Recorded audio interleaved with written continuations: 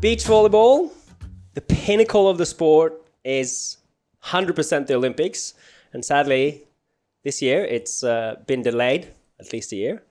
But we have the highest ranked male Australian beach volleyball player in the Olympics. Is that right? Not this time around. I think it is. Hey, are you making a comeback? He's back. Oh, he's coming back. This is an announcement podcast. Maybe I should have started with he has won a gold medal in a World Tour event, which was in Berlin, in Germany. And I also have a co-host that you might remember from another episode, a beach volleyball player as well. The guest today is Julien Prosser.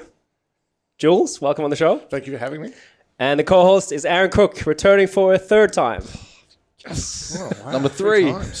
We all have plenty of time on our hands these days because we're working from home. So podcasting it is. Now, Jules, for those who haven't seen you play beach volleyball before or might not see the video version of this, most beach volleyball players are tall, lean, and lanky. You're not. Hang on, where are you going with this? Yeah. How did you always think that you had a bit of a talent for beach volleyball, despite your height? Because that's the number one thing I hear is like, oh, I can't really play volleyball. I'm not very tall. And surprise, I'm not either. But that's not necessarily true, is it? Well, yeah, body type, right? If you're going to look at certain athletes, it'll be suitable for certain sports. In volleyball, there's a certain, whether it's indoor or beach, and you can just watch videos on the internet, and they're all pretty skinny, 85 kilos, 6'6" plus, thereabouts is like a prototype, but you don't have to be that. And I'm an example of that. What's your size? 6'4", 100 well, my fighting weight was about 102, 103 kilos. And everyone, you would have made a good inside centre, or I played a lot of AFL growing up in WA, key position player. So definitely wasn't the heavy. I was pretty heavy to get out of the sand and that type of thing. But it's a good point around if you've got kids that go, I'm too short for, insert sport. Steve Nash, Steph Curry. There's a lot of really great volleyball players who have won Olympic medals and gold medals who are just around 6 foot, just over. Because in high level sport, a large part of it is about body control, and in our world, ball control, what you do with it, not so much how high you jump, even though that helps. Yeah. So yeah, in terms of if you were to meet me, I make people often guess what sport did I play. My clients, because they go, I heard you had a sporting background. I go, yeah, what sport was it? They go, rugby. Yeah, everyone would say that. Straight away. And I go, no, next. And they go, rowing, they go all the big body sports, all that kind of stuff. So, yeah. Yeah, and you made the Olympics for beach volleyball instead. It is kind of amazing, though, that coming from Western Australia, AFL wasn't the sport that you found yourself in. Because with a body type like that, and knowing how AFL crazy it is in Western Australia, and being an athletic person, it's kind of amazing that you did end up in beach volleyball. Was that because of like the school that you went to, or? Yeah, so if we look at the history of the sport, I went to high school that had Rossmoyne High School that had a couple of teachers with a real hard on for the sport. And at the school, you got to play a bit of everything. And they just happened to have at a certain time of year a real passion. Volleyball was the thing. Everyone had to give it a go. And my dad played professional AFL and for East Fremantle Sharks, well, the old East back in the day, and he was scouted by a few VFL teams. Ron Barassi spoke to him, trying to get him over to North Melbourne in the 70s, but my old man wasn't that ambitious, didn't really want to move to Victoria to pursue a career in AFL, and so we stayed in Western Australia. So I grew up with a footy in my cot, and I loved it. I loved AFL, still do, and played a lot of it growing up. But I got to this point at high school where I remember my very first volleyball training session and being taught the skills of setting, and I went, oh, this sport's really cool. Like the way you used your body and the rebound nature of it. And I got straight away, I went, this is a really hard sport to master. You're going to have to work at it. And it really triggered something in me. And we had good group of guys. Everyone, we still played footy, we still played basketball and tennis and everything. And we had a core group of guys at the school at the time who really got into the volleyball thing with a really supportive school behind us. And, that was from 13 through to 15, 16, 17. And we won everything in terms of state comps and all that kind of stuff. And then state teams and national comps, indoor volleyball, indoor volleyball, 6-on-6 with a subs and all that kind of stuff. And then the beach game came along because it was huge in the States back in the sort of the early to mid 80s. They started getting really big sponsorship deals. It was on NBC live across the States. And so there was another pathway, and it was, Were the players there that you looked up to in the beginning? Yeah. So you started going, the US was the team, right? Indoor and beach. So Karch Karai and Steve Timmons and Karch was huge, yeah. Yeah. Well, the US guys were huge in the 80s, and they really popularized the sport because they brought a competitiveness to it. And of course, they won gold in LA, which indoor volleyball, which helped them.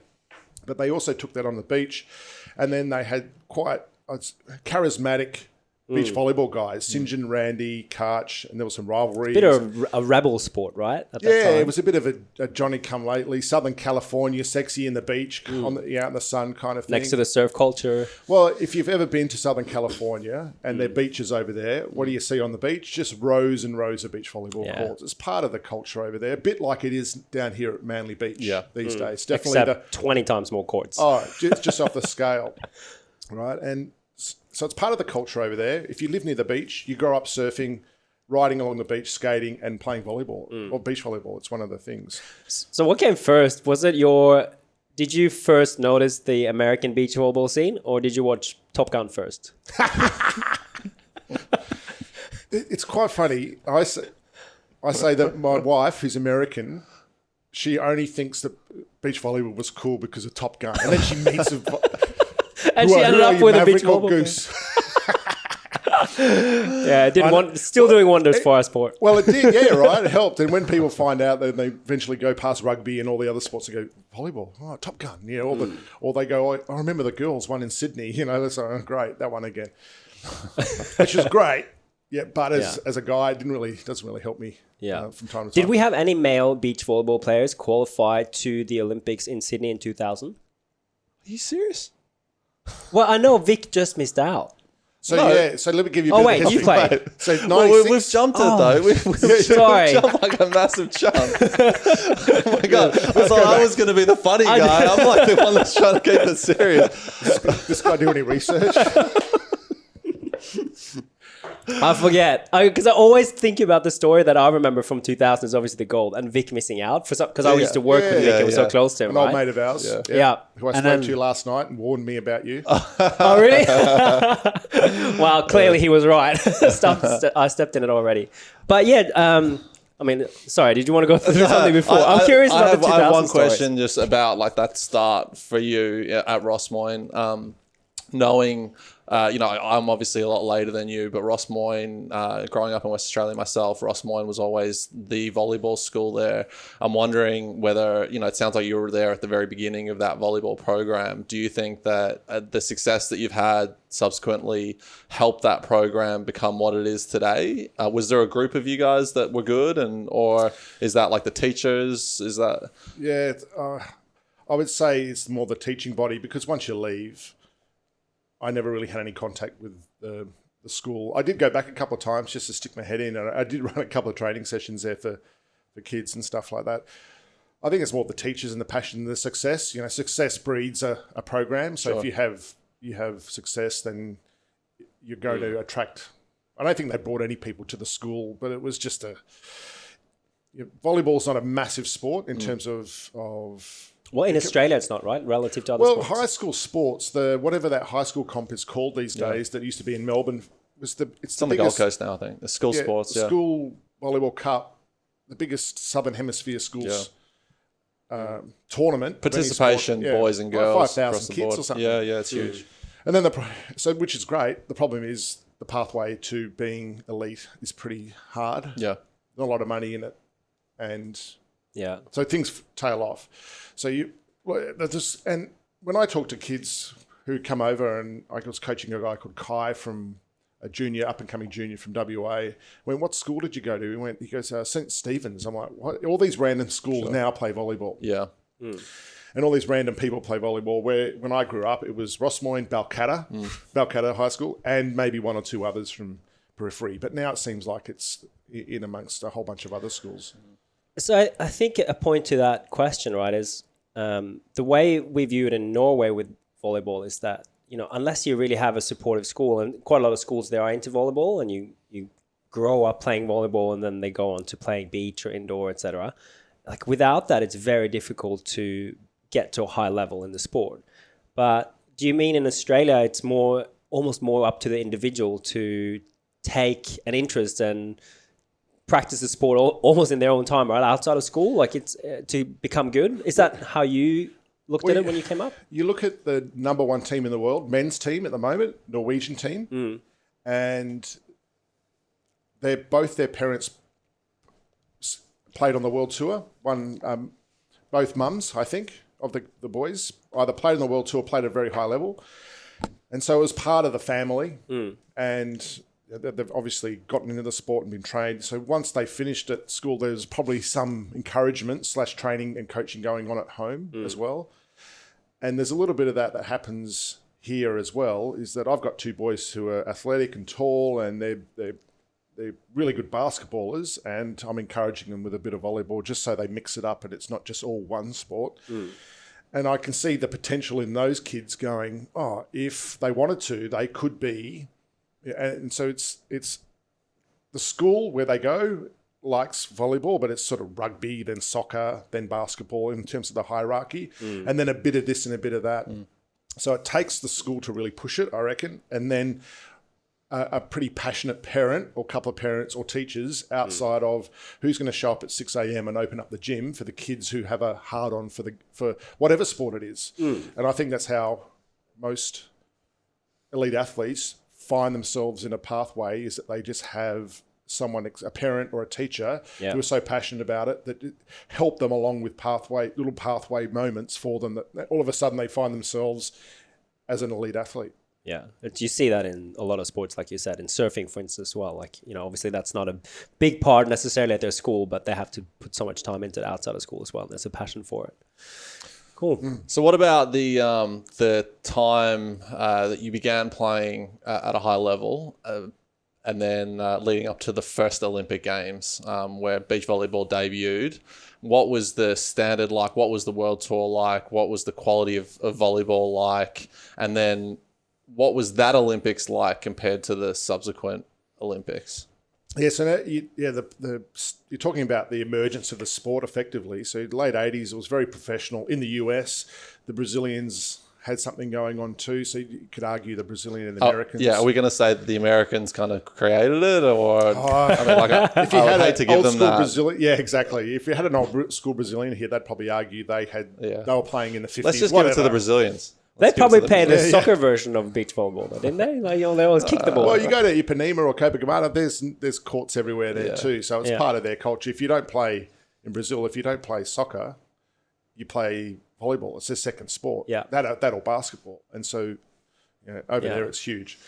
The thing is, the Americans really took it to the next level with their professionalization of the game, the prize money, the exposure on TV, live NBC matches and all that type of thing. And then 92, Almeria in Spain during the Barcelona Olympics. It was a demonstration sport. Oh, was that the first time in the Olympics? Yeah, as a bit of a site, let's see how this thing goes. Yeah. It's put on a big stadium, 10,000 people type setup, see how it goes. It was a real success. And then with some internal lobbying, the indoor volleyball or the International Volleyball Federation is quite a powerful one. People don't know this, that in terms of registered countries who play the sport, behind soccer, it's the biggest. It has some 200 and something odd registered national governing bodies for volleyball. It's massive. So they've got a bit of clout at the International Olympic level. And they pushed, they went, indoors been in there since 50 something or other. And they went, okay, we've got this sport, we've trialled it, it's very popular. Olympics has been modernising itself a little bit. What can we add? What can we subtract? And 96 was the first one.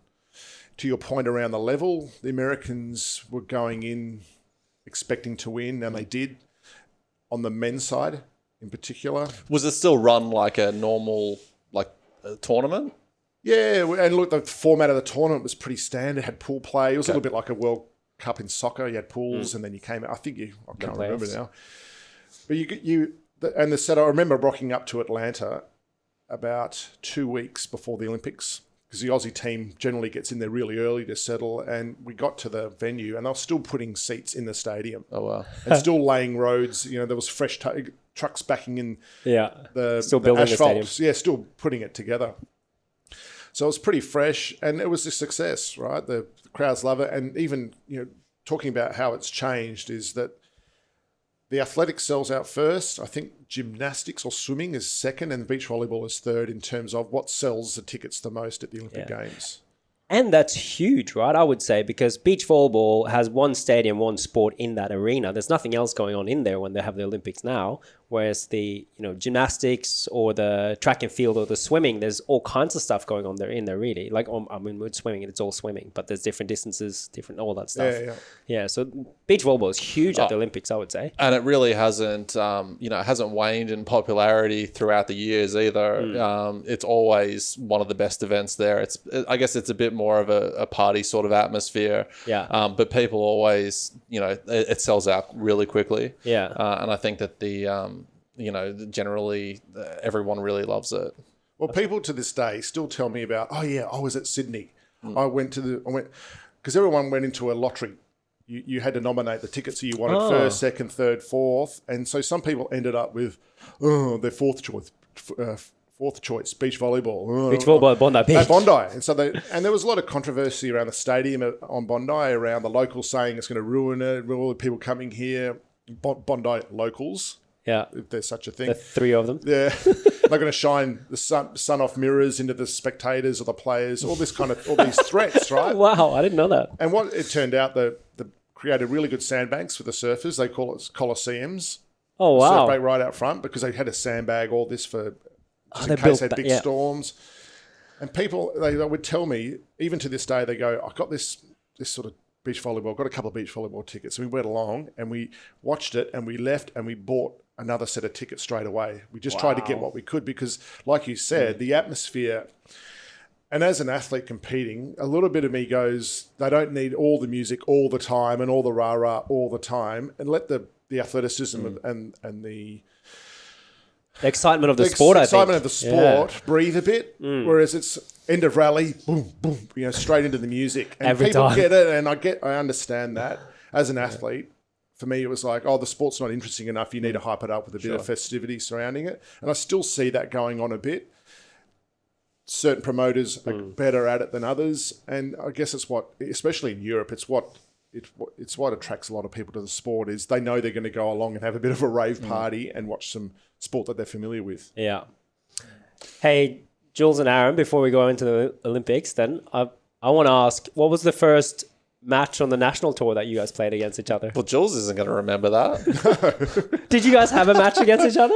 Yeah. Well, we would have played each other a bunch of times. Yeah. I probably would have won most. No, the truth of it is that I came a lot later, and for me, Jules was always the greatest Australian male beach volleyball player we've had. The man to beat. Well, I think that probably there's two people in that conversation, yourself and Josh Slack. To be fair, both have been to 3 Olympics, have a great resume. But, Jules being from Western Australia, me being from Western Australia, growing up Cottesloe Beach, which is, like our Mecca next to Manly. With a bit of City Beach thrown in. A little bit of, and maybe a little bit of Scarborough if you really had to, but not too much. But yeah, look, every single time that I would have played Jules, I would have been happy to probably get over 10 points back in those days. So he would have been well and truly beating me down. Do you remember the first match, Jules? No. Against Aaron? No. He's played about 6 million. Well, yeah, we are different generations, really, in terms of, I would have been at the end when Aaron was coming through, and people go, remember that time at St Kilda when? I'm like, was it in the final? No, well, I don't remember then. Because people say that often about sports, greats, is that especially I hear this in tennis a lot. They remember the Wimbledon final, and they'll remember every single, stroke or point, referee call or all something. that stuff. But I mean, when you play so many matches, a young and up and comer like Aaron, it's hard to remember, I guess. Well, yeah, it's usually the finals where the crowd's there, and it has there's more at stake. There's more match points, and there's some points that I can replay and go, oh, why didn't I just cut it? Why didn't I just poke it there? Yeah, I would have made $5,000, but I didn't, and they dug me, and we lost those kind of moments I can remember. Yeah, the last few points of the bronze medal match in Athens, I can remember that. Yeah, I can remember that as well. Going, blocking this and watching the ball go down, and then hit it, and then that. Oh, yeah. I mean, we're already on that. Let's because that is your highest placement in the Olympics, right? You came fourth. Lost the bronze final. The worst place to finish at Olympics. Yeah, arguably, yes. But walk us through that. What was it like kind of going into that match? Because that must have been maybe one of the most important ones of your life. Well, there's so much that leads into it, and people hear about this all the time, and this is why the Olympics is so important from an athlete's point of view, is that so much work goes into that point in time. And this was my third Olympics, new teammate, / probably the last Olympics. Maybe could have gone one more, but wasn't really interested in it. And had a performance coach that really sat my teammate and I down and went, what do you guys want to achieve at this Olympics? Because I had a teammate prior for 96 and 2000. We were pretty much left up to our own devices. Going to Sydney, we're ranked third in the world. We were expected to be on the podium. I had knee surgery about 3 months out, and that just... things went pear-shaped from there. We did okay, 2 ninths, 9-9. But then Athens was going to be the last one with Mark Williams. And our first match, because this is a bit of context, right? Our first match is we're playing against the reigning gold medalist from Sydney. And I remember YouTubing, this is about 2 years ago, the match, and it's the American commentary. And they're heckling me, Karch Karai, one of the greatest of all time. And... What, he's talking shit about you playing? Yeah, well, and the other American commentator, Melrose. Anyway, I can't remember his name. Nice guys, because I since commentated in London, Beijing and London. And they're nice guys, and I'd met them since, but they were commentating my game, and they were looking at some of the stats. And as we're early stages playing against the Americans, and they're talking about me, Julien Prosser's played 138 tournaments for 1 gold medal. Talk about and Karch Karai toiling in futility or something like a real why is this guy bothering? Was kind of the comment. Wow. And I just went, what? Yeah. That's crazy. If you know Karch, he's a bit of a dork. His self-awareness isn't the greatest. Right, great athlete, but and I know that since. That's so brutal. And so watching it, and then we absolutely hosed those guys down. It was like 12 and 15 or something, 21-12, 21-15. Was that an American team? Yeah, the reigning gold medalists. Yeah, and we had never beaten them, and we went out there, and the sense of tranquility I had stepping onto court, I was like, wow, I feel really relaxed and calm because of the mental work we'd done beforehand. And Mark Williams and I just broke these guys down, absolutely crushed them. And then I remember watching that commentary a couple of years ago, and they were heckling us while we were absolutely beating down their American team. So that was part. Yeah, we weren't really expected to do much in Athens. We were ranked about 14th or 15th, I think, going in. But we had a really good lead up in the World Tour, coming in with some really strong results. And we had a couple of people who weren't going to be at the Olympics, high-level Brazilians, come up to us and say, we think you guys are going to do well, because we'd just beaten it down. And they just had a sense about we were just coming together at the right time as a team. And we got through to the semi-finals, and we could have done a little bit of extra work around, okay, are we ready for this? What's our plan and our strategy? We got absolutely hosed down in the semi-final by the Spanish. And people Not really. Well, it was close, but we didn't really have a chance. Hey, I had a look at the scores before this, and it was 21-18, 21-18. Was it? That's not too bad. Yeah, I think the maybe scores just felt like that. In it didn't feel like that. It felt like more 16-16, sure, yeah. which is it's a couple of Yeah, points, yeah. but it felt like we didn't really. I had one of my good mates, Stein Metzger, who was there representing the US at the time. He came up and said, "Man, bad luck. No one would have beaten them tonight." Yeah. Everything they did, just clip the line, or you'd reach for it and just be out of reach, or you think you'd have a shot down and they would just scoop it, and everything was just popping up. And they had a faultless game, and that was their final. Yeah. They were on the podium. They didn't care. I remember that game vividly because we had a group of mates in Perth, AJ and Yatesy, and we used to congregate at Yatesy's house from like Tuesday to Yatesy Sunday with the every white week. sunnies. Yeah, exactly. But we had like a very busy partying schedule, and we disrupted that partying schedule. I think the game was like a Wednesday or Thursday night. We actually didn't go to the cot on that night. Instead, we decided to stay back and watch the game. And I remember we were all like, we had been following your progress through the tournament, and it felt like it was your tournament. Like this was going to be the event because things were falling into place. And then we watched the quarterfinal game against Germany, I think it was. Yeah, that was a good one. I think it was a three-setter. It was a tough game. Well, that was a great volleyball game because you really broke down the defender in that game, and he just couldn't side out, and then you guys were able to win it. But the semi-final, we were like, they're gonna win a medal here for sure because on paper, like you guys were definitely going to beat that team. Like, you know, Bosma was coming towards the end. Herrera was kind of an up-and-coming guy, and we felt like it was your tournament. And I remember, like, it was just such a brutal game to watch because we wanted you guys to win so badly, and it was just kind of like getting taken away from you, you know, all throughout. Yeah, I mean, like, you know, we still thought heading into that bronze, there was a really good chance, but, you know, that was definitely their final. They were no chance of winning gold, but, you know, we just felt like if you guys had gotten over them, then you definitely could have gone for gold. You know, like that was the difference. Yeah, I have that same reflection too. And I say fourth is the worst place to finish. At least you're in the hunt, right? And I can stand here and say, I missed being on the podium by that much. Yeah. And it's, you know, on reflection, it's better than a fifth or another ninth or something like that. Another also ran result, the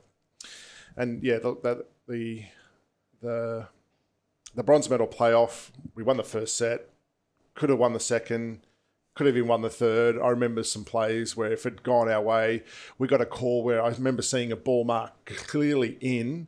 And this is the pressure on the referees. They were so scared to go and even have a look at a ball mark. And I'm look at it, the ball mark, it's in. You can see it clearly, it's in.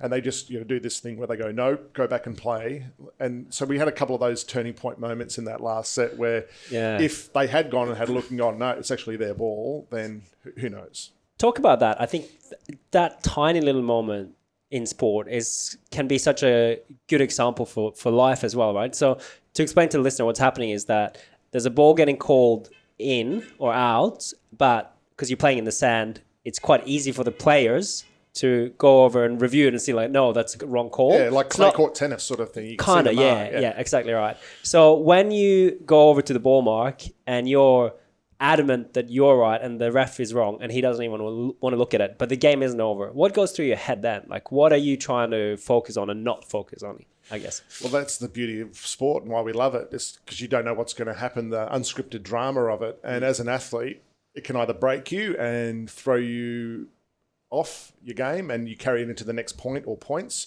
where you go, it's part of the game, and you focus, you have a strategy to push it aside and get on with it and do the cliche point by point type thing. And Aaron, you would know this would be the case too, and Kim too, that when you're playing a game, if you do have a mindset of point by point, it tends to be a better experience for you, as well as it's the focus on the process, let the result take care of itself mindset.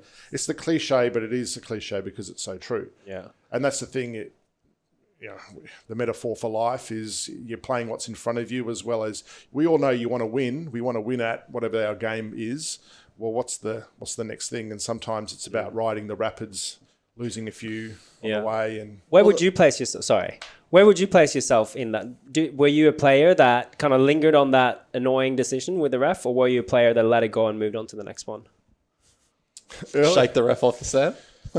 Well, yeah, go John McEnroe. Well, yeah, and I was a really, and I see this in my kids now as a parent, when things don't go well for them sometimes, my 15-year-old, he's a shirt ripper.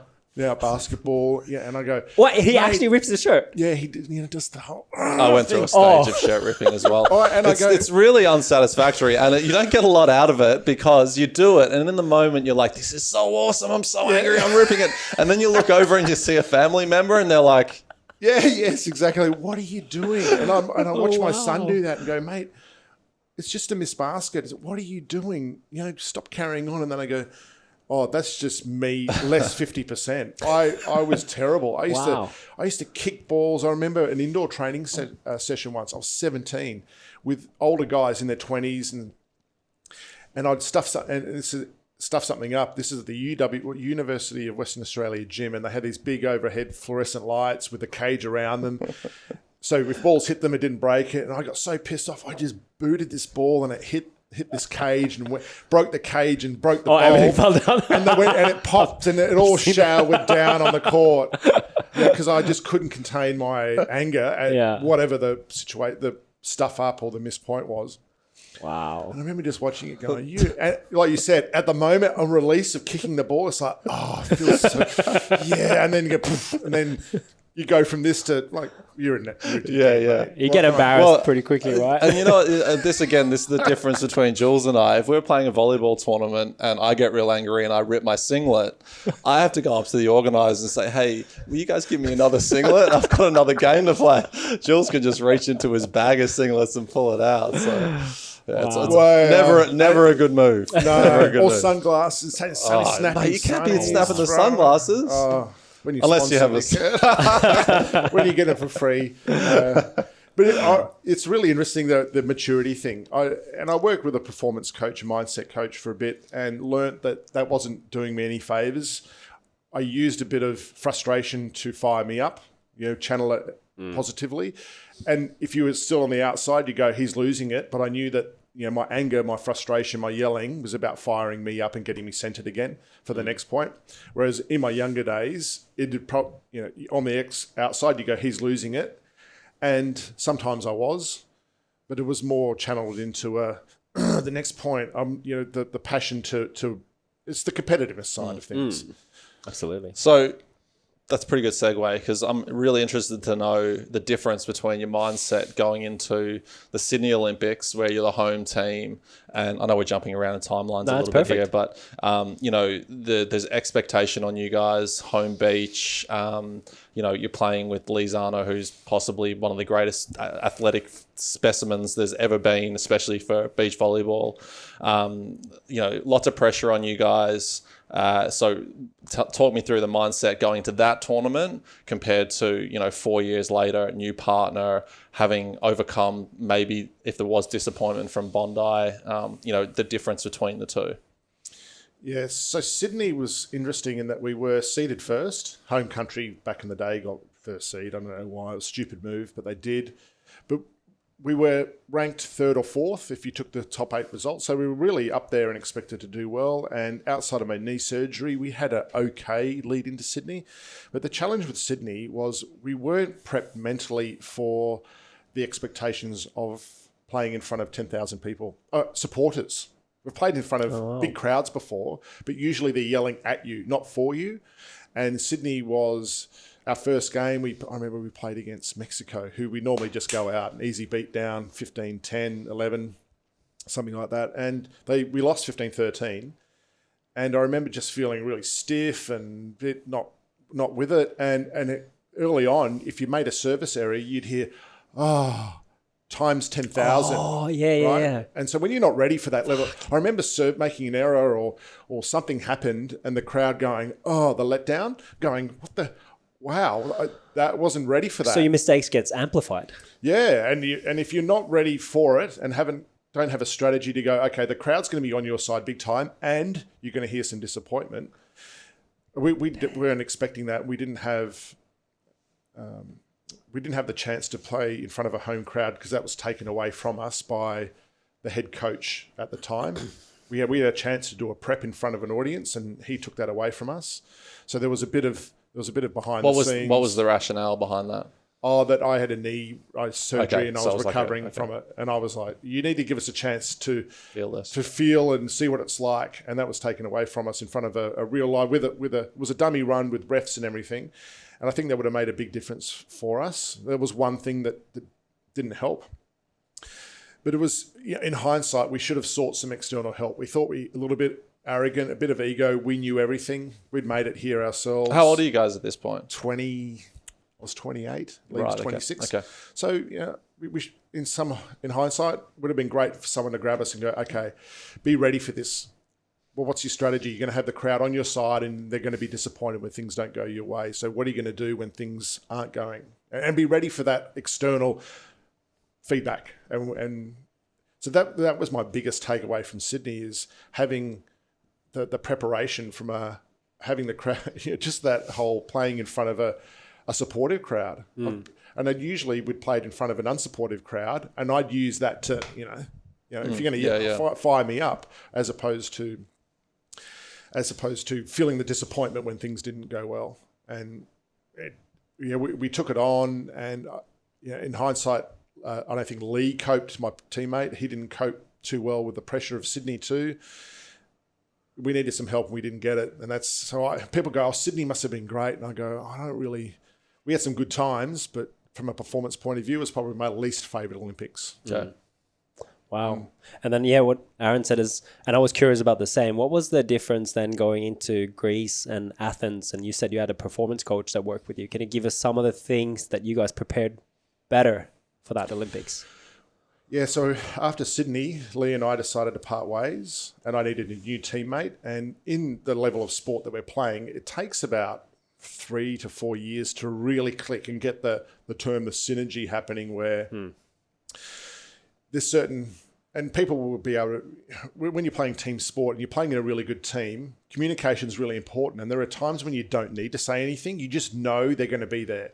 And when that person does that thing, that you move here, and they know that all that unspoken, that's what's really cool about playing sport, when all of that stuff clicks. And especially for beach volleyball, I mean, it's as close to an actual personal relationship as you can get. Right? Yeah, it's like a marriage in a lot of ways, because you don't just play on court. Afterwards, you've got to deal with each other. And then you travel the world and living in the same room. So you get annoyed with their little personal habits, both ways. And so you're dealing with a lot of that. So we had 18 months before Athens to find a new teammate, and then get us to a point where we could qualify, let alone be in the hunt for medals, just qualify. And sorry, Jules, to interrupt you, but was the level of the World Tour better post Sydney than pre-Sydney? Like, was there with every Olympics, was there a jump in quality and like events, the size of the events? Well, that's what I hear now, is that people who coaches and I've heard that they would say to me, "Oh, it's different on the World Tour now, Julien. Everyone's bigger and stronger." And I go, and I've seen them come down and play in Australia. I go, "No, they're not.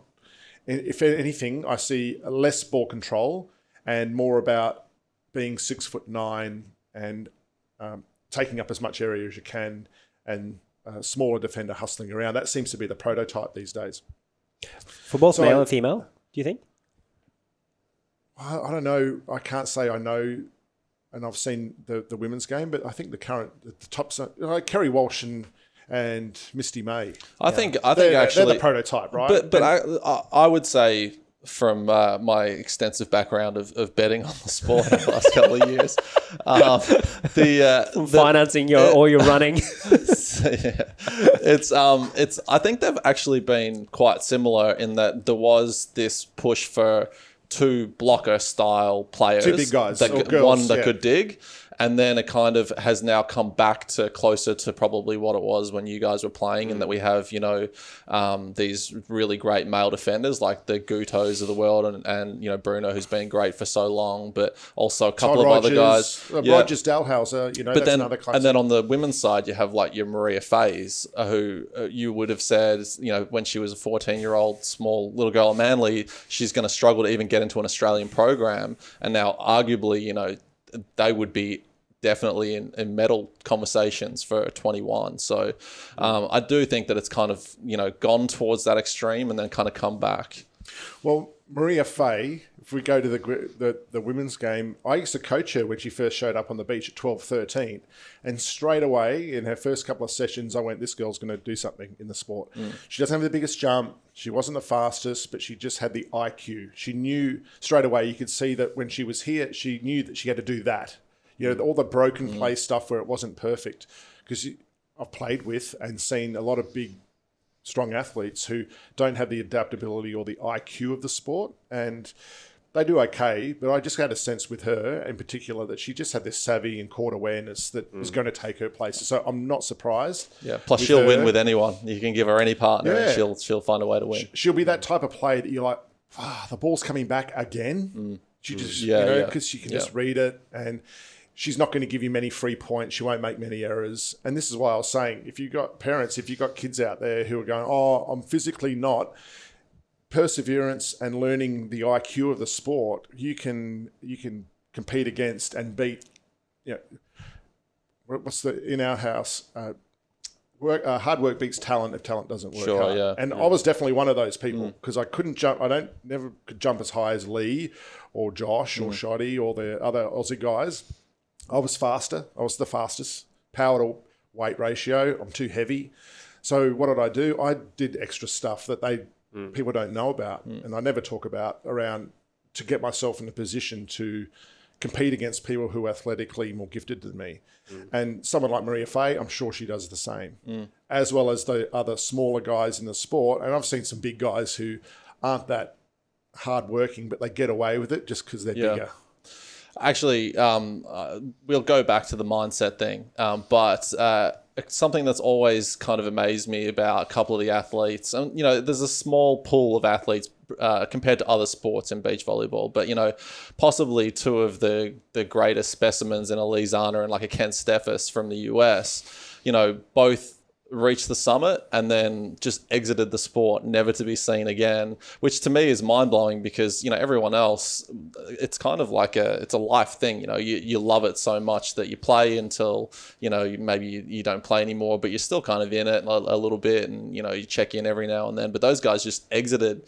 So do you think that's a case of just being really talented but not having the love and being willing to work really hard for it? Or do you think it's just a different personality thing? Is that evident, do you think, across other sports as well? Or is that something we've seen in beach volleyball? Well, it's across sports, right? And you see it with people who play the sport at a high level and stay in the sport.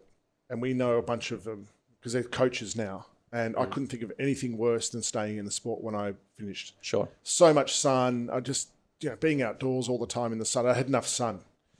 For me, the environment, I still love the beach and getting in the ocean. I still love the sport, but I couldn't stay in the sport. I wanted to, there's more to life than just volleyball. So for me, the sport wasn't who I am, or it's part of what I wanted to be, my identity. I'm a father, I'm a husband, I'm a mate, I'm a surfer, I'm a gardener, I'm a volleyball player. I see myself as that, whereas a lot of other people go, you're Julien Prosser, volleyball player. And some people don't know me even as that. Well, and some people just call you Mayor of Manly. I like that one. I had to that bring was the during this podcast.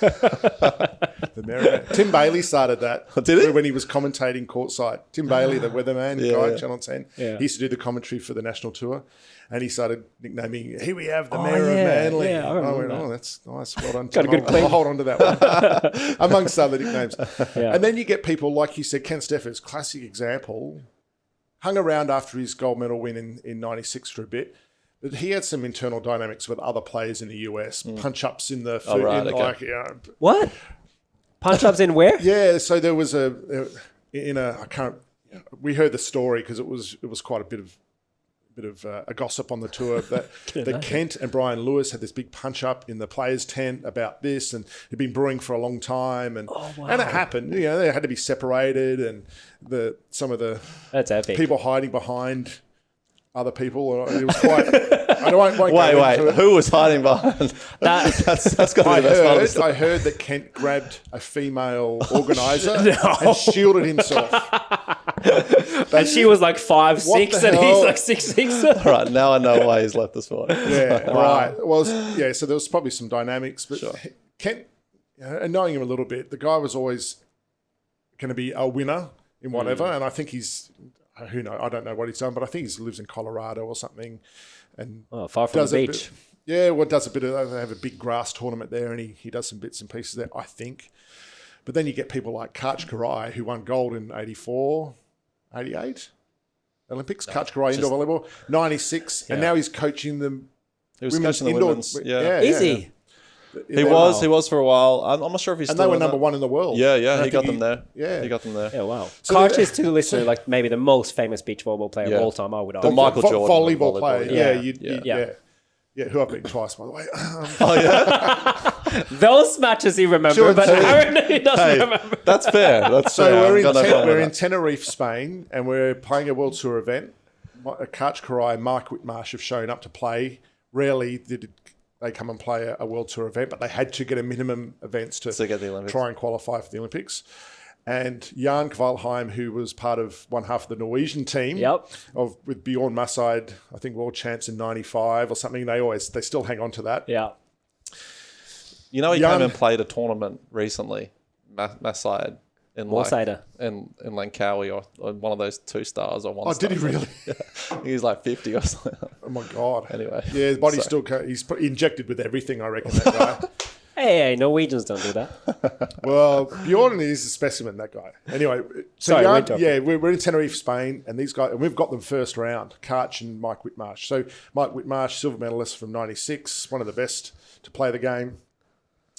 Sadly, not on the planet anymore. And then Karch and Jan comes to us, Jan Kvalheim, and goes, if you beat these guys, I will give you an all expenses paid limousine ride around Oslo and that.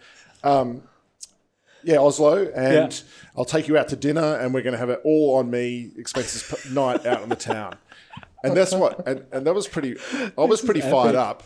So he was your mindset coach. Well, that's talking about Lee Zana. He's a classic. That just clicks his motivation up a level. He's like, right, we got that on the table because he wanted to have someone owe him something big like that, and that was perfect. And we beat him 16-14 or 15-13. In the third, wow. No, this is back when you just needed to win one set to 15. Oh, so this is probably Service 99 or... But I remember it was a big battle and we ended up winning. And we sort of high-fived each other, whistles blown, and we just started looking for Jan in the crowd. It was, for most teams, it'd be a career high, and we're just going, okay, we're pay up, buddy.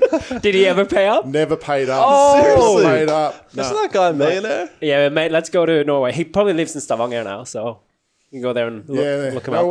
I'm on a WhatsApp group with some of the old school guys, and cool. it comes up. Yeah, it comes up. And I had a message from them. We were sharing stories on it today because of what's going on, just checking in with each other.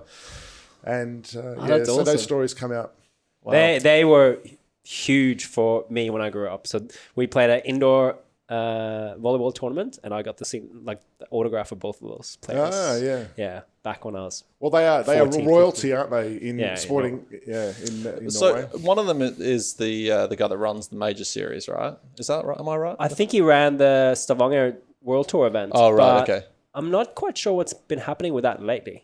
Yeah, I'm not sure. I think they've canned it. I think they've canned everything, just like every other sport. This year has put on hold. That was an amazing, and that's something that people who are listening might not know about, is that we only play on the World Tour, which is in Europe and South America, North America, all over the place, Asia, here, that you only play on a handful of real beaches. The rest of it is sand trucked in. For example, Stavanger in Norway, which is an oil hub, really, built on the oil, and there's a huge wharf or port there, and they bring in huge amounts of sand, set up ports, cheap. and not cheap at all. Yeah, but that's world renowned, right? If you talk to the Americans that are going to be telling you about their home beaches and their AVP events as being the greatest, they're still probably going to have a caveat of Stavanger. because Klagenfurt. yeah, There's Klagenfurt, a ranking. and also Stade as well. Gestalt That's is epic. It's Switzerland, right? No coastline at all, and one of the best tournaments like throughout. It's got to be an atmosphere thing as well, though. You know, just a lot of volley loving folk getting cowbells into in that. Switzerland. Yeah, Ding, ding, ding, ding, ding, ding. yeah. Yeah. So the mindset thing, you know, so you obviously took advantage of that throughout this tournament in Athens, and then, you know, didn't finish the way you wanted it to finish, coming home with a medal. Coble probably played the game of his life. I remember just thinking, this guy's playing so much better than he's ever played in that bronze medal game. And then all of a sudden it's finished. So tell us, was there a lot of disappointment there, or were you guys happy with how that went? And then the mindset stuff that you had been using throughout the tournament, did that help you then post-tournament get reset for what is essentially still your career of beach volleyball? Yeah, it's interesting. So I'll go back to the lead-in, is that we found a mindset coach, and she Alice Hammerley is her name, and she was an opera singer and coached opera singers at the Sydney what's it called? Starts with S. Anyway, where if you want to be a high-performing classical artist, you Symposium, go... wasn't it? Symposium, yeah, of music, right? This, 5'2" or 3", black curly hair, American lady, and she used to coach my wife at singing. And she spoke to my wife, Jess, and said, what did your husband do? Your fiance or boyfriend? No, this, that. Oh, well, I'm moving into performance coaching. I'll work on them for free. I'd love to work with some Olympic athletes. So we went and met with her. And so we did a bunch of NLP, so neuro-linguistic programming, and we did a lot of one-on-one deep dive stuff. I had to let go of a lot of dad issues, right? I had parents who divorced when I was 15. I was holding on to some shit I didn't know about. So we did some deep one-on-one sessions, and Mark probably did the same, and team sessions and team and coach sessions with her around just turning over every mindset rock, getting clarity. What's your, before you receive a serve, preparation strategy, right down to really... So we got ourselves in the best shape to then get to the semi-finals, and to your point, then losing it is... For me, well, it wasn't the biggest disappointment because I didn't have... It was an all-in thing because I knew that was the last Olympics, but because volleyball isn't... It's not my identity. It is part of who I am, just part of it, not the whole thing. That I went, I can cope with this. This is, it's a good achievement. It's a great achievement for men's volleyball in Australia. And I know a lot of people that when I came back were like, how are you doing? Like they were expecting a higher level of disappointment. And I went, no, it was great. I'm fine. So... I don't know, people process it in different ways. This is one thing I think the Olympic community can do better. I just got a pat on the back, bad luck, mate. As opposed to, let's sit down and debrief this and just make sure you guys are in a good headspace. I think the sport, not just volleyball, but all sport could do that a lot better. That's an amazing point because, the Olympics is the pinnacle and, people are dedicating their lives. Like if you look around the volleyball group now, our best volleyball players that are dedicating their lives to get to the Olympics. They're basically, I would hate to make guesses, but I'm assuming that they're not making a lot of money. They're basically putting volleyball in front of all their other priorities. And then to get there, we always assume that getting there is like ticking this massive goal. But then the other side of it is if you get there and then you don't do as well as you would like, or you do poorly, then does that thing that was like such a massive goal for you then become something that's negative in your life? Like it's there's no I just tend to think that people really think that getting there is what it's all about, but then actually if you don't do what you hope that you're going to do once you get there, then I don't know if it remains positive. Yeah, I think a lot of the stuff that happens is when they're working towards that goal, then they have a very clear purpose, because being an athlete and having an end goal, it's such a clear purpose to try and achieve that. Whereas, a lot of people in their life, they don't have it as clearly. But then when you get there and it's done, then that purpose is gone. That like golden star that you have and you're looking for is gone. Then life suddenly just gets turned upside down, right? Or people achieve it and then they go, oh, is that it? I remember winning first World Tour event in Berlin and going... And feeling really excited about it, but at the end having a sense of, oh, really? Move on to the next tournament. Yeah. expected it to be more fulfilling than it actually was. And I was watching a documentary on someone, I think it was a basketballer, can't remember who it was, and they were saying the same thing. And you hear it a lot where people achieve quite a pinnacle moment in their sport and they go, oh, is that it? And to your point, the purpose is all of a sudden gone because they've achieved that thing. What's next? Yeah. Can't get any better than that. And there's a bit of a letdown thing that's going on there. So after those games, you're obviously playing with an Australian American in Mark Williams. Does he stay in Australia? Does he come back to Australia and continue to live there, or is he going back to the US? Like, obviously, we've touched on the fact that it's a weird relationship, this beach volleyball partnership. It's not just a contract in sport; it's a personal relationship, and you go through a hell of a lot over a 4-year period to try and get to a games or whatever it was that you guys had. Is it then just severed? And, you know, like he goes his way and you go yours, or like, did you guys play with each other after that, or what's the? So the night we lost that semi-final playoff, I did my urine sample. I think Mark Williams, or Willie as we call him, did his. He changed his ticket to fly out the next day, and so he packed his stuff up, went back to the village, pack his stuff up and leave, and I went out in the piss with my mates. Yeah, wow. Right. So I didn't see him again. And I've seen him since, but he left and packed his bags and I went out and got drunk with my mates. And in hindsight, it's one of the regrets I have. I should have just stayed with him, hung out, chatted about it, gone, mate, we gave it a crack. Wasn't a good ride, that kind of thing, and had that debrief discussion. But we kind of went our separate ways. He's a good mate, still is. I love Willie. He's a great character, a really good soul.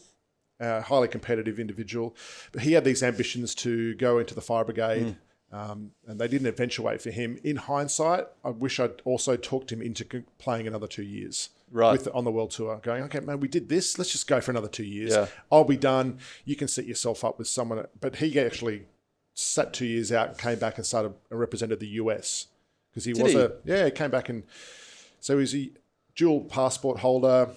You got to sit 2 years out after representing a country. Stein Metzger, who I spoke about earlier, convinced him to play, and they actually got to the final in Klagenfurt 1 year. So they had a couple of good results. Okay.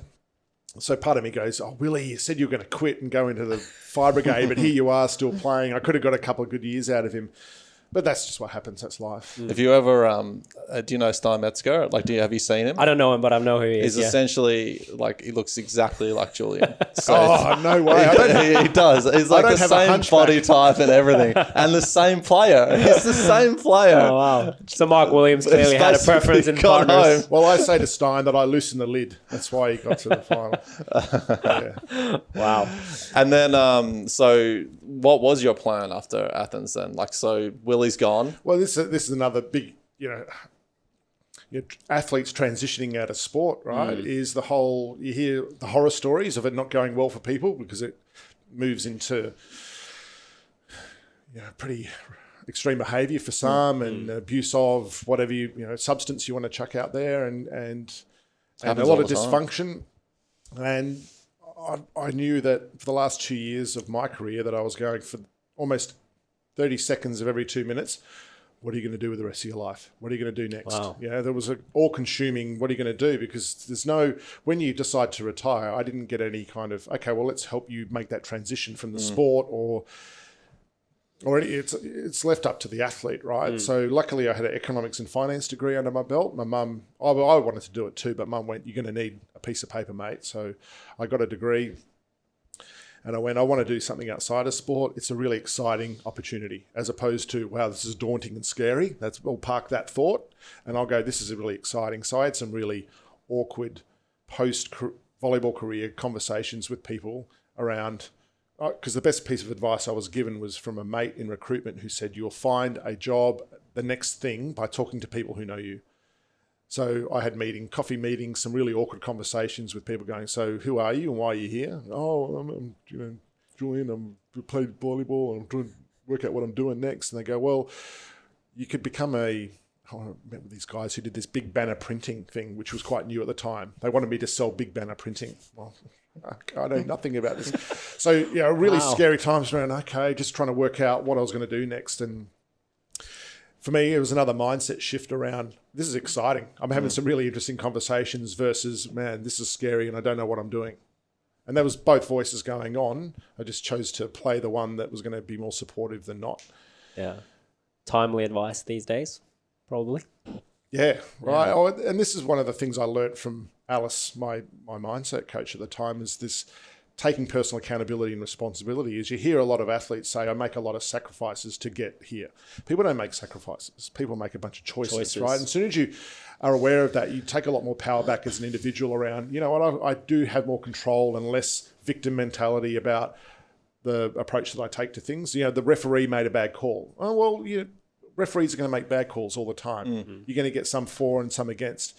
So how you deal with it and go, okay, well, I've got the bits, and this is the philosophy we had competing, and this is very much true today in life, is you change what you can control, and the other things, well, you just got to let some of those things slide, and it's just part of life.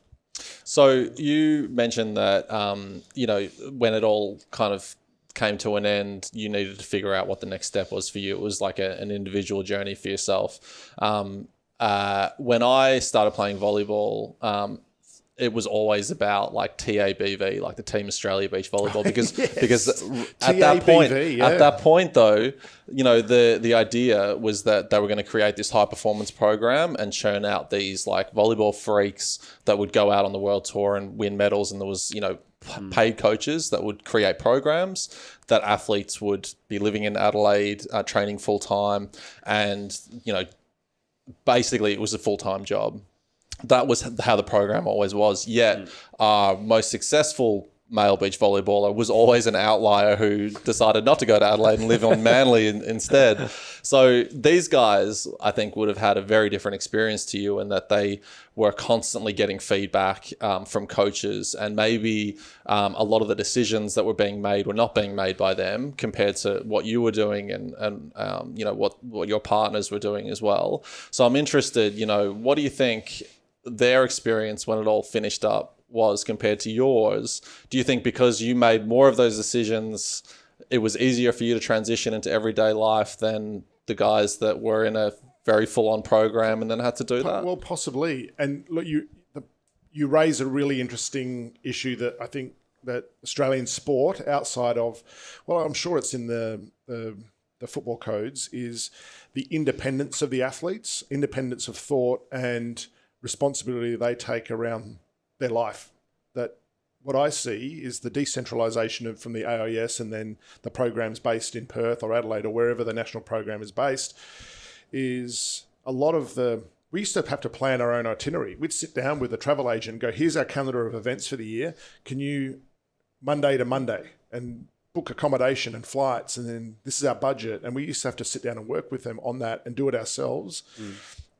And we would travel by ourselves. So we wouldn't have a coach going, here's your itinerary, show up at the airport at 10, our flight's at 2, we need to check in by 11. That's what they do these days. And we had to do all that stuff ourselves. So it created a bit of living by your wits. And if you missed a flight or if it got cancelled, you wouldn't have a coach to go run over to the service counter and wait in line for 40 minutes to sort it out for you. You had to go and do that and deal with that setback. Whereas these days, it seems like a lot of the athletes are removed from some of those hiccups and roadblocks and things that build resilience and a bit of character. And if you've travelled, part of travelling is rolling with the punches and just getting used to, what can we can either lose our shit because things aren't going, the flight's been delayed and we're going to miss the connection, or we can sit here and play a few more cards and listen to some music, read a book, and sort it out, knowing that we'll get there in the end. And I reckon that mindset of the holistic individual's been lost with the athletes. And so it's a little bit more programmed. You show up at 10, you spike for 30 minutes. It's a bit more regimented, a bit more robotic. Volleyball, there's a science to it, and there's a real art form to it. The ball's over there. Sometimes you just got to flop over and chuck an arm out and hope chaotic it comes sport, up. right? Chaotic, yeah. And that's the art form. You can't really train a technique around, it's there and you chuck an elbow at it and hope it comes up. That's something you wouldn't train as a technique, and that's part of the beauty of the sport. And to me, I see what I see in some of I don't know what's happening overseas, but with the Aussies, I see a formulaic approach to the way they play without having the the fundamentals or even the responsibility. Here's your tour. You guys go out and sort it out. We'll sit down and we'll be a guide on the side. We'll help you out as needed, but we want you guys to take a bit more responsibility for it. I think that as an outsider looking in, there's pros and cons to everything. And, what they were able to do, Josh and Shoddy were able to do some things that no one else in the world could do on a beach volleyball court. And it was super impressive to watch. So, you have to give credit where credit's due in that side of things. But, I also am aware of a lot of my friends that spent years and years traveling on the world tour, playing volleyball events, losing early on in a tournament, qualifier or first round or whatever, and then spending 2 days getting up the crack of dawn to train on the courts before the players came, and then flying straight out of that city and having not actually seen anything. So like the idea of being a professional volleyball player is like, oh, awesome. Like I love playing the sport. But then in reality, you're not actually enjoying, like you're not having any fun in these places. So, I almost think that, you look at some of the way the other countries do it, where they make some money winning tournaments and then they have enough money to pay for a coach. And then that coach is there employed to make them the best team they can possibly be. They've paid that coach. And I kind of like that system because then they think independently and that coach is... Well, they got skin in the game, right? They do, exactly, yeah. Rather than a coach being appointed and then being in charge of cutting players or picking players. So, instead of you feeling like you're going to lose your spot and you're going to all of a sudden be out on your bum, the coach is the one that's got to work for the success of the team. Yeah, so I think that we haven't quite explored that in Australia yet. Maybe you did with your partners. Yeah, we did. Yeah, it's the point you're making around you're travelling and not making any money. Victor Amfiloff, a good mate of ours, one of the best all-time in Australia in beach volleyball too, he used to say, you guys are on the gravy train because we would rock up. We were in the main draw. We didn't have to qualify. The promoter would pick us up at the airport. They'd put us in the hotel. They'd pay for the hotel, our meals. That is absolutely the gravy train. When you are slugging away in the qualifier, and this is the issue, all the Aussie men's teams are in the qualifier these days. So if you don't qualify, you don't get accommodation paid. You're paying, money's just flowing out, and it's expensive when you're an Aussie travelling because of the exchange rate and everything. The perseverance that it must take in that qualifying process, because I just used to see it from afar. I don't know how they did it. Yeah. Because the living, it's pretty, and I was talking to someone who's in the surf industry, and same thing's happening in surfing. QS versus the tour, right? Yeah, right. And it's a real slug, and people think it's a glamorous lifestyle. Or you get to you do sport for a living, and it's not. When you're on the gravy train, it's pretty cool. Still has its trials and tribulations, but when you're an athlete, it's this pyramid thing. You see what we see on TV is we see this little top of the pyramid, Mick Fannings, and all these people who are sponsored and looked after. And then they are getting results. They're in the top 10, 15. After that, it starts to become a lot tougher. And there's a bulk of athletes supporting that top of the pyramid. And the same in any sport. Yeah. I always say that, that bulk of athletes that are towards the bottom of the pyramid, right? For them, they're not, even if their bank account maybe goes roughly into zero, they're kind of losing money because they're not working, really. They're not making an income. So even though they're traveling and make a little bit of prize money here and there and maybe goes into zero, compared to a normal person working a job, they're losing money. So it's costing them to compete, right? And it's the challenge when I hear people pay out about the Olympic Committee or the AIS. They get all this money, millions of dollars, and these athletes are getting all this money given to them. It's not like that. After Sydney, we were sat down, and for the next year, we were given $3,000 of funding each for a whole world tour, $3,000. And if you think we're overseas for 4 or 5 months of the year, think about how far $3,000 is going to go. That's probably yet airfares, 50% of your airfares. And so people think that athletes in national programs just have all this money thrown at them. You know who gets all the money in sport in Australia? It's the sports administrators and the coaches. It's not the athletes. And it's wrong, and it needs to change. Why don't athletes get paid at the Olympics? You qualify for the Olympics. Ridiculous. You get $10,000 in your pocket. There's multi-billions of dollars in the Olympics going to who? Who's it going to? It doesn't go to the athletes who are expected to show up and play for free. For remote pointy end success, then you've got to commercialize your success, like Kerry and Nat have with their they've commercialized a gold medal better than any athlete. I know, in the but history by of sport. God, that would be hard. Yeah, actually, it takes a lot of work. They used to proactively call up newspapers and go, "We're having a press release or a media launch. Come down," and they would. Actually, one thing I recently learned, well, this year, because and this was at the stage where the Olympics were still going ahead, is that athletes have a blackout period where they can't reference to their sponsors even. So if you're a company that try to sponsor an Olympic athlete, you can't mention the word Olympics or Tokyo or 2020 or now 2021. You can't promote that Olympic journey of the athlete, and the athlete can't promote their sponsor. So the whole relationship becomes quite difficult because you know at the end of the day there's going to have to be some return on investment on the sponsor's part. So it's all like it's just so many roadblocks through there for the athlete to actually monetize what they're doing. It's a great con, isn't it? I guess it's kind of like a collegiate sport in the US, but That's probably the the biggest tides of change are happening over there. You know, that's not going to last for very long. So I wonder if there'll come a time when they change the Olympics as well. I've told this to people, Olympic athletes, and David Colbert, who's the head of Athletics Australia. No. Anyway, he does a tour down under the cycling. I know he's a promotions company, and he's been quite vocal about the ridiculous nature of athletes don't get paid to go to the Olympics. And I think the winds are changing, but I tell people that athletes should be paid to go to the Olympics. And they go, of course you would, because you were there and you got nothing for it. But the Olympics is amateur, always has been. I go, just because it always has been doesn't mean it always should be. Yeah. Things need to change, and athletes need to be compensated for what is this multi-billion-dollar industry of every 4 years, because beach volleyball is popular once every 4 years, let's be fair, in Australia.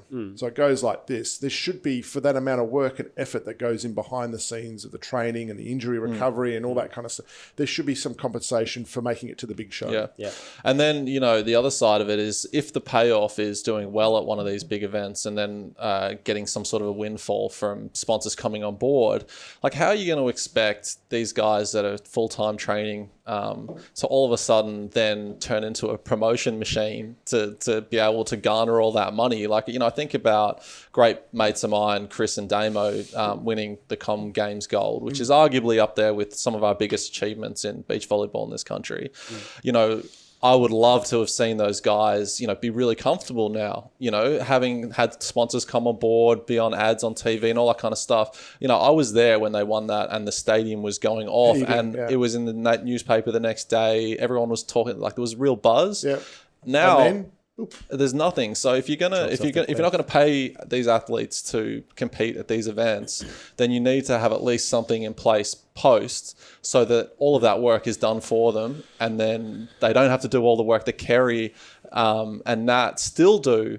On the back of that gold medal from 2020 years ago. Yeah, it's well, you've got this crowded marketplace now. You've got CrossFit Games, and you've got all these other sports that want exposure, and it's also the instant gratification.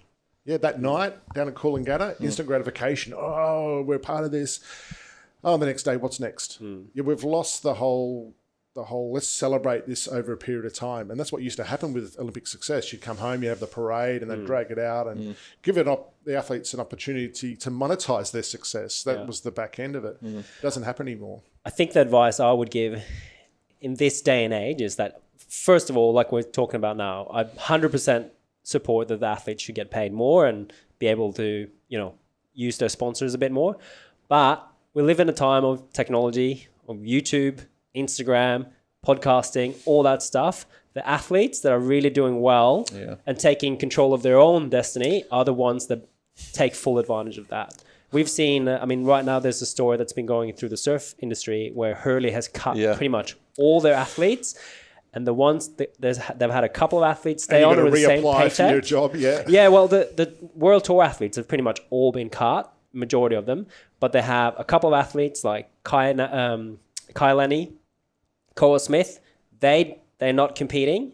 They control their own destiny through YouTube and the content they give out, and they're on the same paycheck with hurling. Yeah, it's all about content, isn't it? It's crazy. It's like the Norwegians in beach volleyball. Maybe we've never seen a team as good as the Norwegians. Like they might be the best team that there's ever been. Like they're absolute freaks. Yeah. But they also have like a really extensive online presence that to me looks like it's a full-time job in itself. So I'm like, oh my God, these guys are literally traveling the world whilst doing this other side gig. But maybe that's what you need to do these days to be able to make a buck. I think so. Well, if you want to make more money, that's for sure the way you got to go. Yeah, it's content, right? Yeah, it's content. absolutely. And I'm old school. Back in my day, the internet it was around just, right? But you didn't have social media update where you could photo and within 10, 15 seconds, you're taking a selfie in front of the stadium in Klagenfurt on the lake going, here we are, getting ready for our quarterfinal. You don't have, that didn't exist back in my day. It was much slower. And and it's one thing looking back, did we do enough to promote ourselves and have a manager or some type of support mechanisms to generate some exposure? Probably not. Because it was a little bit I love going down the beach and playing. It's pretty simple. Yeah. I don't know. It feels like beach volleyball is constantly in that launch phase. Like we're constantly there. We're like, oh, come on. We know how great this sport is. Like, we just need people to buy into it as well. And every year, couldn't agree more. I mean, the girls' success in Sydney really peaked the sport, and the national tour that came off the back of that.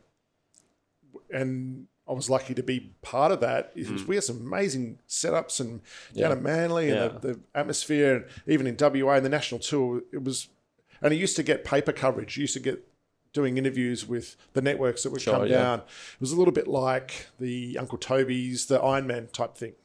Similar type of hype started generating, and that's fallen off now because we don't have that national tour. But we haven't found the key to all of this. Like we've just been churning and burning sponsors from day one. Like it was Uncle Toby's, then it was Vodafone. We had them for a couple of years. Grand United, Diet Pepsi. We haven't found a way for them to see a return on investment.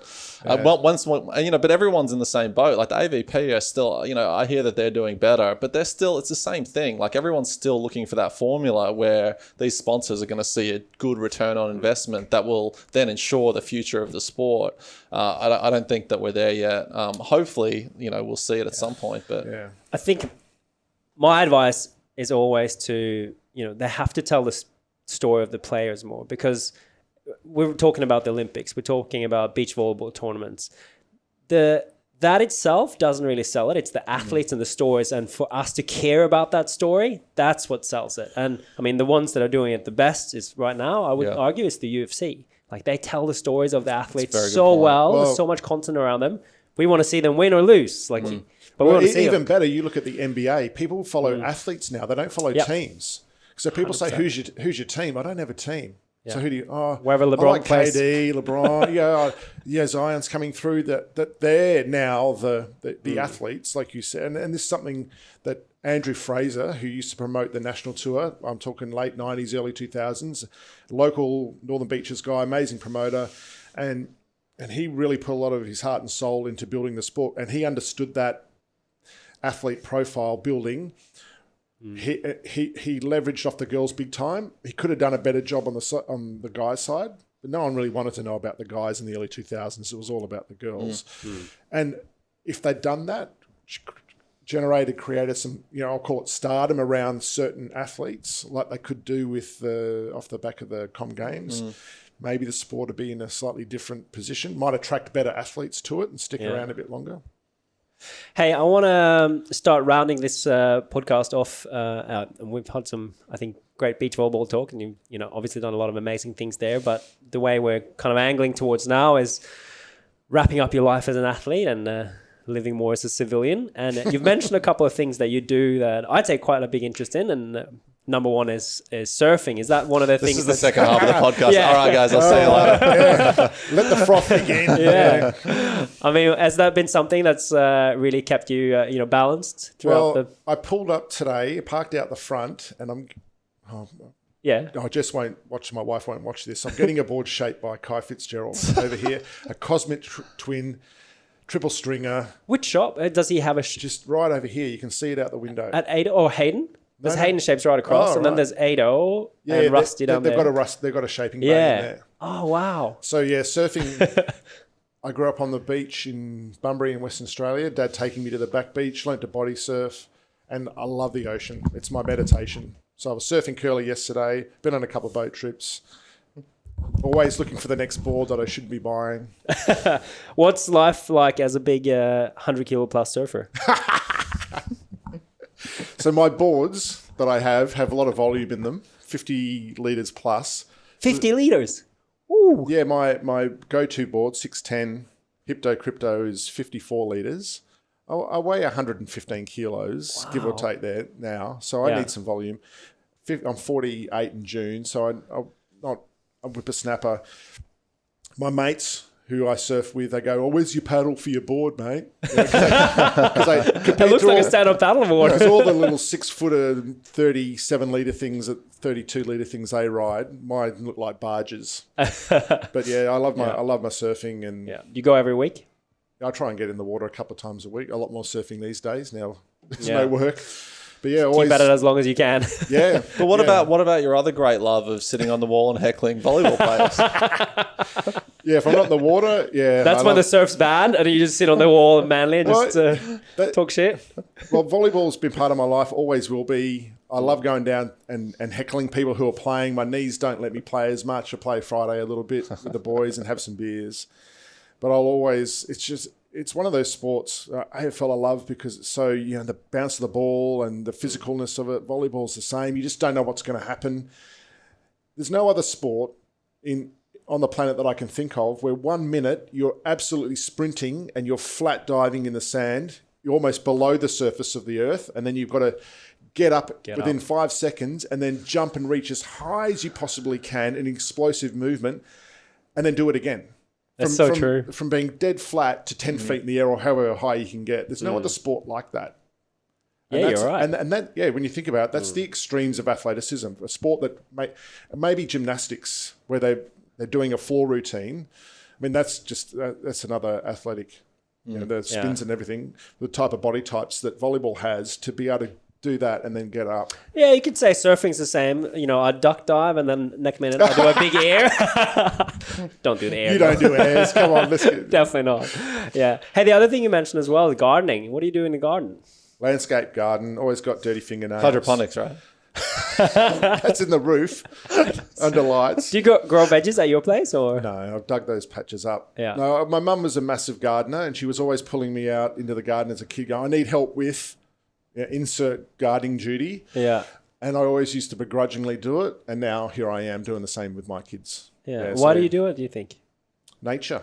It's that whole, whether, the womb of the ocean, the amniotic fluid type stuff that part of that being in the ocean, and just getting your hands dirty and brushing up against, watching the satisfaction of putting a plant in the earth and then giving it a few months or years and then watching it turn into... Yeah. There's something about being in nature and that having that connection. I think a lot of people lose that these days, and I think it's going to come in even bigger now with everything that's happening. Indoor plants is booming at the moment, right? People are having green stuff around. Yeah. Spending more time at home. You want to, if you have a garden, definitely try and take your time up there. Yeah, for sure. There you go. Gardening would have to be a first for your podcast, I reckon. I've done an episode of it. No, I've done an episode with a gardener. Right. Yeah, there you go. Yeah, it's I think growing vegetables is I'd love to be able to do it, but again, especially now. Yeah. Well, people come around to my place and look at my garden and go, dude, this is awesome. Because I've got a pretty amazing garden and get compliments on it all the time. And I started from a pretty low base. Yeah. My suggestion to people is if you've got a spot and you're not sure what goes in there, ask the person at the nursery, chuck it in the ground, prep the soil a bit. If it doesn't work, move it somewhere else. Try again. That's your People easy... get scared that they're going to kill it. Yeah. Kill something, and I get it. Well, I guess worst case scenario, it's a plant. So if you kill it, we'll go on. And just got to plant another one. and gardening takes effort. People want set and forget gardens. It doesn't work that way. Yeah. Getting in there, pruning, cleaning stuff up. That's all part of the meditation or the, getting in there and... Yeah. Yeah. Good for your health and mental health, I think, these days. Yep. Yeah, for sure. Fantastic. Before we finish up, can I just ask a couple more questions? Just finish up. Finish up. All right. For the third time. So I'm going to ask your top 3 moments. I know it's probably putting you on the spot, but if you're going to pick 3 moments of your volleyballing career, what would they be? I like this. Oh, yes. So probably first national championship in Okay. Adelaide. Of which There you or won, thereabouts. what, like 350? Oh, 17. 17. Which, I see these kids coming through the program now, and they're playing volleyball down in the junior events. I'm like, how old are you? 19. I'm like, I'd already run 2 national championships, open championships by the age of 19. Wow. And these kids are still trying to work out the fundamentals. I don't know. Was I a man beast back in the child? I must have been. But would you say when you were 17 or when you won that, did you have, because you had really good ball skills, right? Did you have those skills very early? I must have. Can't remember. Yeah, I was playing against national, indoor national, against grown men, and Wow. not dominating. So anyway, Awesome. so it's probably that, which was a bit of a trigger. Sitting on the beach at Ipanema, not long after that, in February 1990, as a 17-year-old, drinking beers with Randy and St. John, Hovey Dodd, those guys from back at AVP Stars. The 10,000 seat stadium is, right there. And then after the day's play, we'd go and sit down the beach a bit with the locals, play a bit of the paddleball, drink beers, jump in the water and socialise.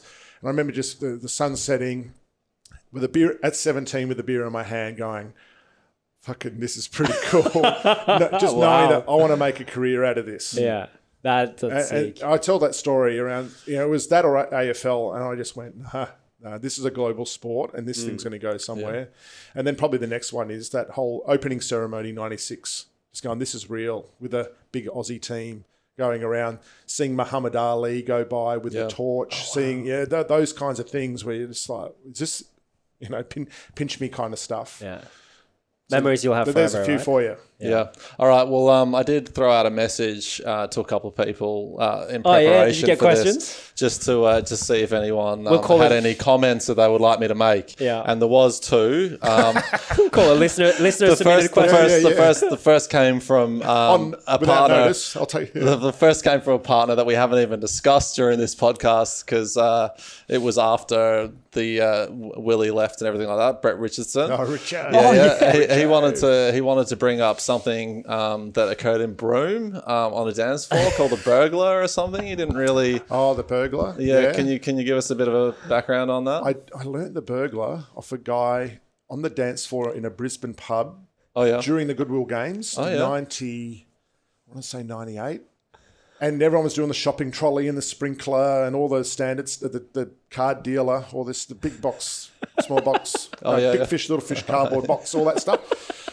Sounds like you know them all. Advanced the dancing, one. yeah. Yeah, we all know those ones. Or the bus driver and all that stuff. Oh, yeah. And the burglar. And he goes, and he showed me on the dance floor and he goes, it's yours. And so I bust it out occasionally. How's it look? No, Mate, come on. not that. Doesn't work like that. Oh, it doesn't work. No.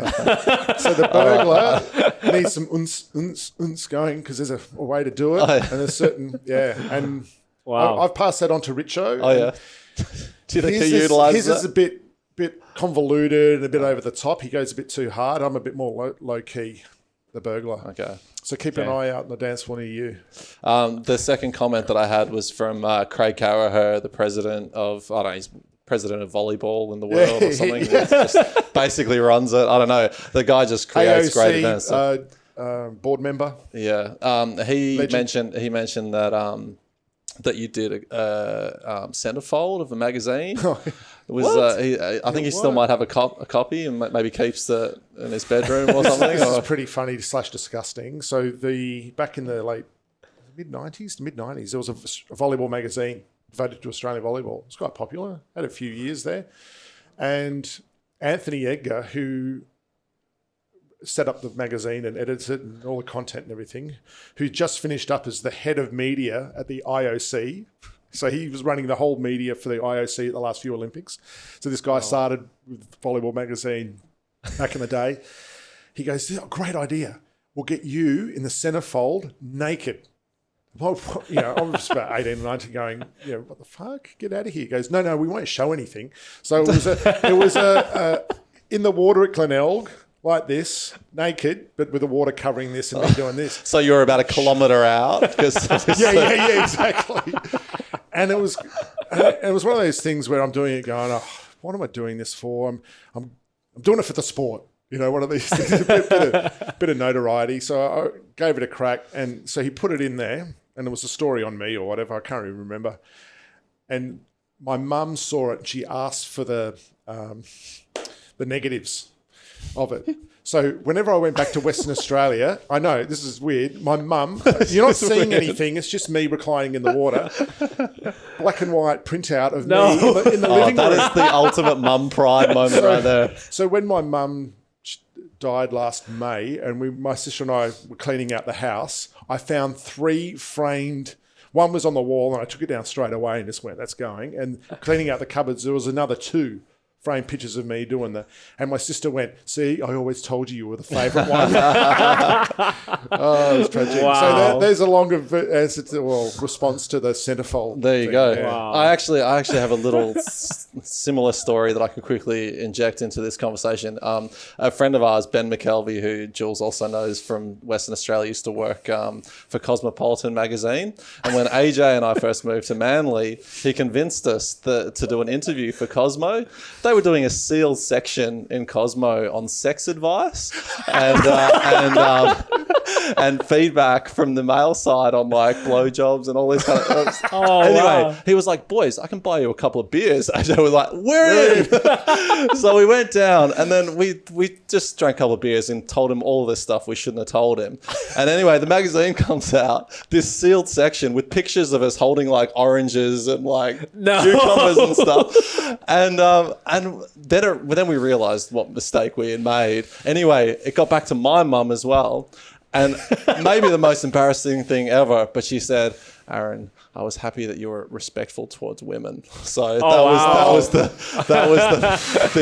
only feedback I Lucky. got. But yeah, so we have a similar story there. Any publicity is good publicity. Yeah, that's right. yeah. Just doing it for the sport, right? Yeah, well, no, there was no mention of volleyball. We were doing it for the 2 beers that he bought us. Matey alls went, "Who can I rope into this?" Couple of suckers. And you know what? I would say though, like if we're going to throw in like a 4th moment that was maybe the most epic in your career, I would remind you of my engagement party.